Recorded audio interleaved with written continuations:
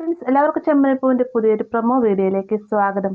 പ്രൊമോയുടെ തുടക്കത്തിൽ തന്നെ കാണിക്കുന്ന ശ്രുതിക്ക് വിശേഷമുണ്ടെന്ന് കരുതിക്കൊണ്ട് തന്നെ നമ്മുടെ ചന്ദ്ര ദൈവങ്ങൾക്ക് മുന്നിൽ ചെന്ന് പ്രാർത്ഥിക്കുവാൻ തന്നെ, ദൈവമേ നിങ്ങൾ എൻ്റെ പ്രാർത്ഥന കേട്ടു, എൻ്റെ മൂത്ത മരുമകൾ തന്നെ ആദ്യം ഗർഭിണിയായി എന്നൊക്കെ പറഞ്ഞുകൊണ്ട് മനസ്സ് തുറന്ന് സന്തോഷിക്കാൻ. അതിനുശേഷം പൂജാമുറിയിൽ നിന്ന് പോകുന്ന സമയത്ത് രേവതിയെ കാണുന്ന സമയത്ത് രേവതി ഒന്ന് കളിയാക്കുന്ന രീതിക്ക് നോക്കിയിട്ട് പറയുന്നുണ്ട്, എന്തായാലും ഈ ഒരു ഭാഗ്യം എനിക്ക് അടുത്ത കാലത്തൊന്നും കിട്ടാൻ പോകുന്നില്ല എന്നൊക്കെ പറഞ്ഞ് രേവതിനെ കളിയായിക്കൊണ്ട് പോവാണ്.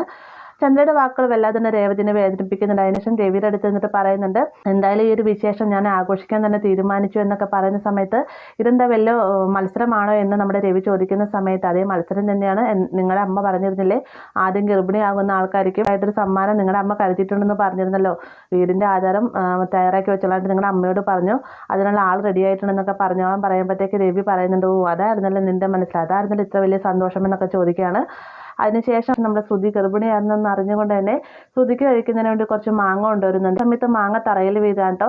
പെട്ടെന്ന് ഇത് പറക്കി വെക്കുന്നതിന് വേണ്ടിയിട്ട് രേവതിനെ വിളിക്കുന്ന സമയത്ത് രേവതി മാങ്ങയിൽ ചവിട്ടി കാല് തന്നെ നേരെ സച്ചിയുടെ മേത്തേക്കായിട്ട് വീഴുന്നുണ്ട്.